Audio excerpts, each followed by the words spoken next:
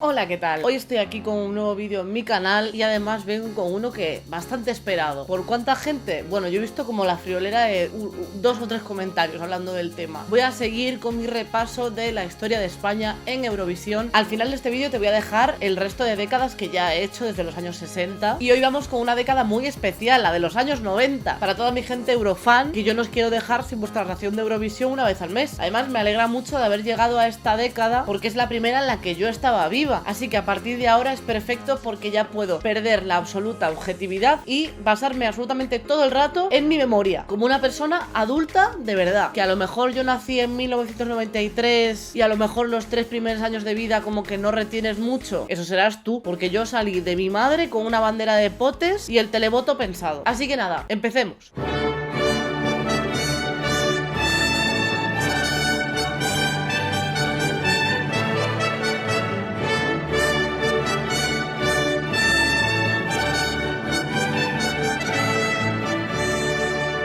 Año 1990, Azúcar Moreno con la canción Bandido.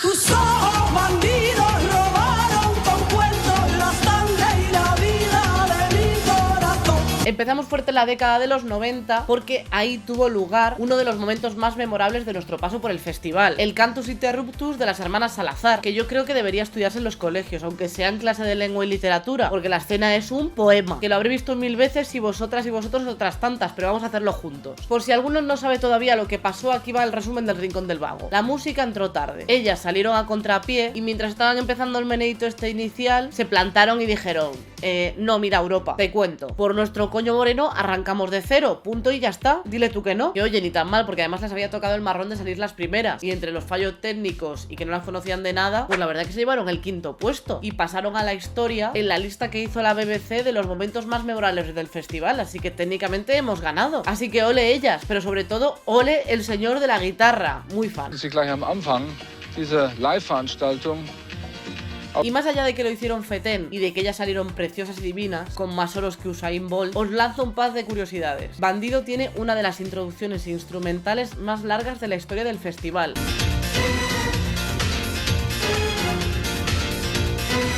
45 segundazos de los 3 que dura la canción, que es un poco como si participas en una carrera de coches y te tiras 10 minutos colocando la guantera y el retrovisor. Y también os cuento que ese año el festival se celebraba en Croacia, que todavía pertenecía a Yugoslavia, que yo sé que esto igual no es tan curioso, pero es que pertenezco a esa generación que de un año para otro se disolvió Yugoslavia y de repente nos tuvimos que estudiar como 27 países, una cosa así, que entre eso y que Plutón a veces era un planeta y a veces no, mira, vaya cacao de la ESO llevamos. Año 1991, Sergio Dalma con la canción Bailar Pegados. Bailar pegados es bailar igual que baila el mar. Seguimos con el arranque de la década, que como veis no se dio nada mal, pero no os acostumbréis que luego vienen los llantos. Spoiler, este año casi va Serafín Zubiri, pero en su lugar fue Sergio Dalma en modo Adonis máximo. Mirad qué mentón, qué pelazo, qué sonrisa. Bailar Pegados es una de las canciones más exitosas de la historia de España. Está en todos los discos de recopilatorios que existen. Fue elegida en Europasión como el mejor tema de España en Eurovisión y es también una de las canciones del festival más reproducidas en Spotify. Y este dato igual no es tan oficial, pero os digo yo que cada 2,3 segundos suena en algún karaoke del mundo y cada 0,7 segundos en alguna boda. Y ya como curiosidad os contaré que en sus inicios utilizaba el nombre artístico Axel, que me parece una diferencia loquísima entre Sergio Dalma y Axel. Sergio Dalma suena como un arrumaco de caramelo, como a caricia de seda lunar, ¿no? O sea, como bien, pero Axel suena como a un tipo que te puede tatuar sin licencia en la parte de atrás de una peluquería. Bueno, y a Axel Rose, que tiene aspecto un poco de lo mismo. 1992, Serafín Zubiri y la canción Todo esto es música. Todo esto es la música que rodea tu cuerpo. Este año ya Televisión Española se quita la espinita y envía a Serafín Zubiri. Ahora, creo que todos sabemos quién es Serafín Zubiri, y si estáis esperando algún chiste sobre la ironía de enviar a una persona invidente a un programa que se llama Eurovisión, pues vais tarde porque estos chistes los ha hecho hasta él ya. El hombre ha puesto música a la Vuelta Ciclista, a la adaptación de la banda sonora de La Bella y la Bestia, ha escalado la Concagua y lo mejor de todo, participó en el mejor programa de la Edad de Oro española, que es Splash, Famosos al Agua. ¡Ah! que todo lo que hace este hombre es digno de aplauso. Pero yo, de verdad, que lo de tirarse de un trampolín de 3 metros de espalda, es que de verdad ni con ojos extra en la nuca lo hago. Y me voy a reservar datos para el siguiente vídeo, porque el tío, la verdad que, aunque hubiese quedado en el puesto 14, volvió en el año 2000. Otro spoiler que os hago, porque dile tú a un tío que sube trampolines y montañas que se quede en casa, él no sabe. Solo comentar que en este año fue con la canción Todo esto es la música, pero si os fijáis bien, no todo eso era música, porque también en el escenario había tremendo barco vikingo que le plantaron ahí los suecos en el escenario, un poco también por sus huevos vikingos, la verdad. Pero bueno, yo no me meto ya, total, si él no dijo nada. Año 1993, Eva Santamaría con la canción Hombres. Todos los hombres son desordenados y siguen siendo niños malcriados. Todos los hombres son tan especiales que han conseguido ser todos iguales. Qué ilusión haber nacido en un año en el que llevamos a una representante así, orgullosísima. Además, tengo que contar un dato muy aleatorio, y es que hace unos años me dejó Eva Santamaría un mechero, y yo con eso ya me puedo morir. Vamos a pasar a hablar de esta titana que fue elegida por elección interna y se plantó en Irlanda con toda una canción feminista. A pesar del talento y lo valiente que era, pues la mujer quedó 11ª, porque bueno, pues una razón habitual, ya lo dice el título de la canción, hombres. Por suerte ya no tanto, pero teníamos que recordar que en los 90 el señor estaba en alza. El patriarcadismo era el Bitcoin de la época. A la mujer no le quedó otra después del festival que dejar su carrera musical en la industria del pop, pero todo el mundo tranquilo porque se pasó al teatro y a las coplas, y ha formado parte del jurado español para Eurovisión en 2 ocasiones. Eso sí, aprovecho para rescatar un par de frases del tema que me parece que a mí dan para camiseta. Los hombres son tan egoístas que han confundido macho con machista.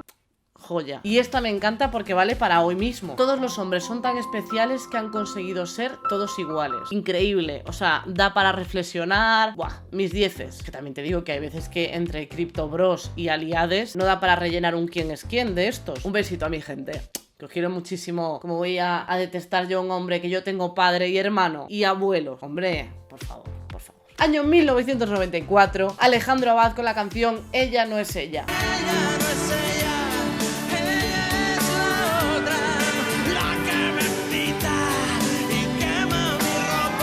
Vamos a tomarnos a Alejandro Abad con calma, porque aunque sea una persona con un gusto un poco cuestionable para elegir la montura de sus gafas, es uno de los nombres más mayúsculos de la industria musical española, sobre todo en los 2000, y hay mucha tela que cortar. Empezaré diciendo que pese a quedar en un puesto 18, pues que él se plantó ahí con un tema que no estaba mal, elegante, con personalidad, con un pelazo que no le despeina ni un helicóptero en marcha. Mi teoría es que ya el título de la canción, lo de Ella no es ella, sonaba demasiado paradoja filosófica, que igual para charla TED es interesante, pero para Eurovisión pues igual pide un poco más de macareneo, ¿sabes? Que luego el tema hablaba un poco de la poligamia, que eso no sé si le parecería demasiado moderno a mi vieja Europa, pero claro, con ese pelazo como para compartirlo solo con una. No, hombre, por favor, debería ser, vamos, de interés público, que toque a muchacha por mechón. Y perdonad que me enrollo a hablar de su melena de oro, y tengo que daros datos para que ganéis todos los quesitos del trivial. Vamos allá. El tipo ha compuesto temas para todo Dios, sobre todo para nuestros Davides favoritos, Bisbal, Cibera y Bustamante, también para Paulina Rubio, Pastora Soler, Diango, Raúl. Y bueno, que si escuchas una canción de la época y no sabes quién la ha compuesto, posiblemente en los créditos esté Alejandro Abad. Ya solo por haber compuesto Dile que la quiero, pues hombre, debería estar canonizado. Pero ya hablaremos de este tema en el siguiente vídeo, porque la llevamos en 2001. Otro spoiler. Yo es que de verdad vais a llegar al 2000 y os vais a saber todas. También estuvo muy implicado en Operación Triunfo, porque, por supuesto, fue productor y coautor de la canción Mi música es tu voz. Si no estuviera aquí. Queda demasiado meloso. Tiene que ser más.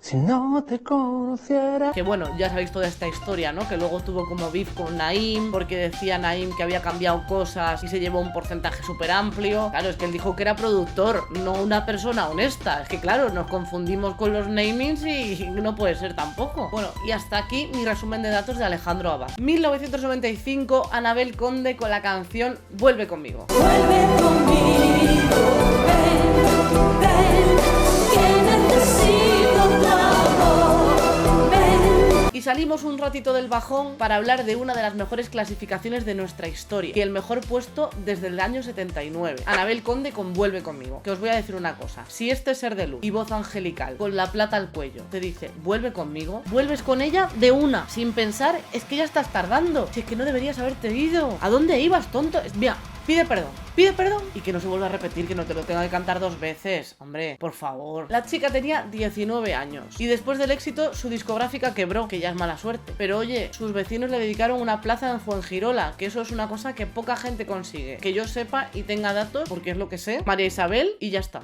Y ella, porque como dice el dicho, a falta de pan, buena es una plaza en Fuengirola. Y hay una cosa que no me entra en la cabeza y es que no haya continuado su carrera discográfica, que creo que aquí hay mucho que investigar, que igual estaría bien, y que luego ella ha intentado volver a Eurovisión en varias ocasiones. En el año 2000 en Eurocanción y nada. En el 2005 otra vez y nada. En el año que fue Daniel Dijes y nada. Que hasta lo intentó con Polonia y la chica al final solo ha podido ser corista andorrana. Yo, que alguien me lo explique, es que no me parecen formas de tratar a una plata eurovisiva. No me parece. O sea, mínimo, esta situación exige un par de rotondas más, porque ¿cuánta gente de España ha quedado segunda en Eurovisión? Dilo, muy poca.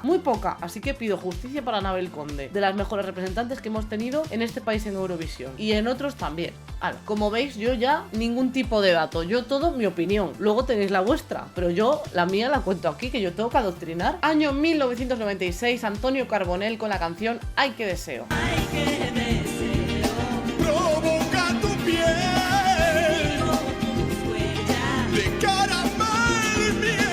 Quedó en el puesto 20 y a ver, hay que admitir que la canción suena un poco rara. Antonio es un gran artista y también es hijo de Montoyita, hermano de las bailadoras Victoria Carbonell y Aurora Carbonell, y por lo tanto es tío de Estrella Morente, Soleá Morente, José Enrique Morente y primo de los Ketama, que le compusieron la canción, que el hombre tiene casi más árbol genealógico que currículum. O sea que gran artista sí, pero sobre todo gran familiar. En la canción dice: ay, qué deseo provoca tu piel, sigo tus huellas de caramelo y miel. Que yo entiendo que es una metáfora bonita, pero no puedo dejar de pensar que esa chica tenía los pies pegajosísimos. No tengo tampoco muchísimo que contar de Antonio, tiene una carrera sólida porque participa en todos los proyectos de sus familiares y en todos los discos recopilatorios que van sacando, o sea que sigue cotizando a la seguridad social, haciendo sus movidas y tal, que yo eso me alegro, y me he reservado este dato para el final. En 2007 participó en un concierto de RBD. Así que ahora en mi cabeza los de RBD son sobrinos de Antonio. Yo creo que esto funciona así.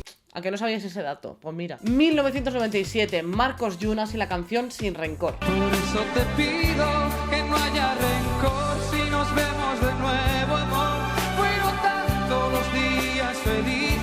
Pasamos a Marcos Yunas y la canción Sin Rencor, que es un título muy significativo porque después del festival trasladó su carrera a Latinoamérica, donde tenía más éxito. Pero oye, que sin rencor, porque en 2002 y 2007 volvió aquí para ser jurado de Operación Triunfo y Lluvia de Estrellas. Además de eso, también tengo que decir que me parece maravilla que el año anterior quedemos antepenúltimo y al año siguiente vayamos con una canción que se llama Sin Rencor, en plan recadito para Europa. Como podéis ver, el hombre parecía una versión de José Luis García, en versión cantautor, con la chaqueta de su padre y un cuello de camisa con el que podía echar a volar en cualquier momento. Que he volado yo en aviones con menos alerón que esa camisa, pero sin rencor. Que oye, quedó sexto y es una posición que está muy bien y se recuerda bastante poco. Aún así la canción no dejaba de ser un poco como concurso de karaoke, pero vamos, que sin rencor. Y poca broma con su paso por Latinoamérica, porque allí llegó a crear su propio sello discográfico, fue coach de La Voz Perú, incluso llegó a actuar frente al presidente de Estados Unidos en la Casa Blanca el Día de la Hispanidad. Lo malo es que era el presidente George Bush, lo bueno es que pulsó y se giró en el sillón. Lo pilláis, era como una broma por lo de La Voz, o sea, no, que no estaba un sillón de verdad y se giraba. Bueno, sin rencor. Año 1998, Mikel Herzog con la canción ¿Qué voy a hacer sin ti? ¿Qué voy a hacer sin ti? Si ya no estás aquí, ¿cómo puedo entregarte amor? Mikel Herzog, que quedó un poquito peor que Marcos. Y eso que usó la misma chaqueta. A ver, que es broma, pero es que no recuerdo este momento de los 90 en el que se puso de moda llevar una americana que te llegase por las rodillas, de verdad. Todavía hay que dejar de hacerlo. Estilismos aparte, Mikel es un tipo con clase, con un apellido con clase, de tanta clase que terminó siendo el director de la posacademia de Operación Triunfo. Fantasía de director, si me preguntáis. Tal vez pasó por Eurovisión sin pena ni gloria, pero el hombre ha acumulado bastantes éxitos dignos de repasar. Bueno, ahora os lo repaso porque si no, no sé para qué digo nada. Aparte de ser un compositor de un muchachito que no sé si os suena, Ricky Martin, en los 90 entró en la década prodigiosa, grupo del que ya hemos hablado largo y tendido en este canal, y nada más salir de la banda, agarraos al asiento, compuso Tractor Amarillo, el Yellow Submarine español. Tengo un tractor amarillo que enloquece y enamora. ¿Qué os pensabais? ¿Que esta canción es como los chistes populares, que son de nadie y de todos a la vez? Pues no, el bueno de Mikel Herzog era el responsable. E imaginaos el pedazo de artista y su creatividad y su inventiva, que ni siquiera tenía un tractor amarillo, que tenía uno verde. No, es broma, no tenía tractor. Tenía una segadora. No, es broma, o sea, es broma también. Tenía una cosechadora. Bueno, que es broma, que no me sé tampoco más vehículos agrícolas, supongo que él viviría en el centro y así en el centro en principio un tractor como que no te encaja, ¿no? Año 1999, Lidia llevó la canción No quiero escuchar. Sé cuál es la verdad, quise confiar. A ver, yo pido mi apoyo y mi respeto porque este año, para terminar esta década, tenemos que cavar un hoyo para que quepa tanto bajón. Terminamos en el último puesto, con un punto, una unidad de punto. ¿Es peor que cero? Tampoco. Es uno mejor que cero. En este caso se cumple literalmente la expresión menos es nada. Pero oye, yo voy con Lidia a fuego y la voy a reivindicar. Os pongo en contexto. En el año 99, Lidia era una de las artistas más petantes del pop español. Estaba apadrinada por Alejandro Sanz, que algo sabe del tema, y contaba ya con 2 álbumes, disco de platino y de oro, y fue escogida para atraer un poco de nuevo al público joven. ¿Salió bien? Regular. ¿Qué es bien y qué es mal? Esto va de Eurovisión, no de filosofía. Yo mira, el tema me parece un temazo y ella me parece una reina. Mi teoría es que el año 99 fue un año raro y yo creo que los aparatos electrónicos europeos se adelantaron al año 2000 y entonces hubo un caos cibernético y quedó la cosa como quedó. Solo funcionó bien el aparato de votar de Croacia, que fue el que nos dio un voto. Otra explicación no hay. Así que gracias, Croacia, por cierto, te perdonamos lo de Yugoslavia. No, y ahora bromas aparte. El año 99 sí que fue un año raro. Fue el primer festival en años en el que se estableció la libre elección del idioma, la segunda edición con televoto y la primera edición en la que quitaron la orquesta. Y así, claro, pues como para no quedar la última. Ve tú en el 99 a Eurovisión a ver cómo quedas. Y una cosa que mira, yo soy de estas personas que piensan que si ya va a salir mal un poco las cosas, porque salga mal del todo. ¿A qué me refiero? Que aparte de quedar la última, que eso ya estaba, se ganó el premio Bárbara Dex, que es el premio al peor vestuario del año, que por cierto el vestido lo diseñó Agatha Ruiz de la Prada, y yo no entiendo nada de que no haya gustado, porque a mí me parece que debería ser el uniforme del Eurofan, pero bueno, cada uno con lo suyo. Así que nada, muchísimas gracias por ver este vídeo. Si me quieres ayudar compartiéndolo por tus redes sociales, pues mira, yo te lo agradezco un montón. Te puedes suscribir al canal, dejarme un comentario con cuál es tu actuación favorita de estos años 90 y nos vemos la semana que viene en otro vídeo.